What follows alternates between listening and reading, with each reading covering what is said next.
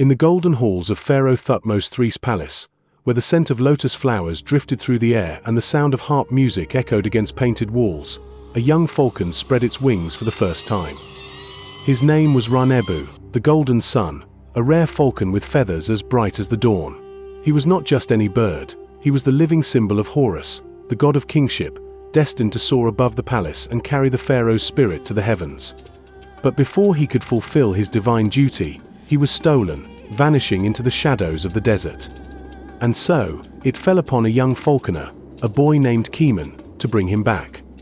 Kemun was the son of a palace falconer, trained from birth to care for the sacred hunting birds of the pharaoh.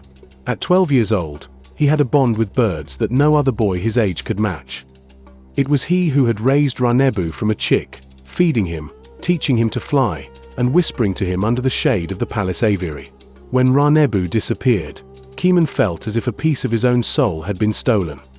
And worse, if the falcon was not found, the gods themselves might turn against Pharaoh Thutmose III. The falcon represents Horus, the high priest warned.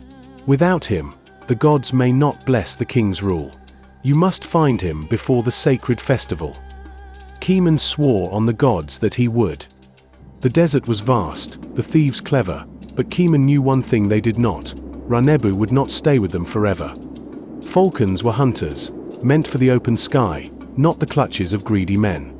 If the falcon was alive, he would leave clues. So Kemun searched. He spoke to street merchants, asking if anyone had seen a man carrying a golden feathered bird. He watched the skies, hoping to catch sight of Ra-Nebu's wings against the sun. He followed falcon feathers, left like whispers on the wind. And finally, his search led him to the ruins beyond the Nile, where bandits and tomb robbers hid from the reach of the palace guards. In the ruins, Kemun found the men who had stolen Ra-Nebu, a group of desert bandits, led by a man with a scar across his face. "That bird belongs to the pharaoh," Kemun cried. The scarred man laughed. "No, boy, it belongs to me now. A rare bird like this. The priests of Babylon will pay a fortune." Kemun's fists clenched. They meant to sell Ra-Nebu to a foreign kingdom. But Ra-Nebu had other plans. As the bandit leader tightened the falcon's jesses, Ra-Nebu's golden eyes flashed. With a piercing cry, he lashed out, sinking his talons into the man's arm. The bandit cursed, shaking his bleeding wrist. That was Kemun's moment. Kemun acted without thinking. He lunged forward, snatching the falcon from the bandit's grasp. "Fly, Ra-Nebu," he shouted. The falcon burst into the sky, soaring toward freedom. The bandits turned on Kemun. "Foolish boy." But Kemun was already running. Through the ruins, over broken stones, he fled as the bandits chased him, until he reached the Nile's edge, where the royal barge was waiting. The palace guards, warned by Kemun's search, had been watching the river. As the bandits closed in, they stormed the shore, swords flashing in the sunlight. The fight was swift. The bandits, caught off guard, were defeated and bound in ropes. And above them all, Ra-Nebu circled the sky, free once more. At sunset, Kemun stood before Pharaoh Thutmose III in the Grand Palace. "Kemun, son of the falconer," the pharaoh said, watching as Ra-Nebu perched upon his arm, "you have saved not only a bird, but the favor of the gods." Kemun bowed low.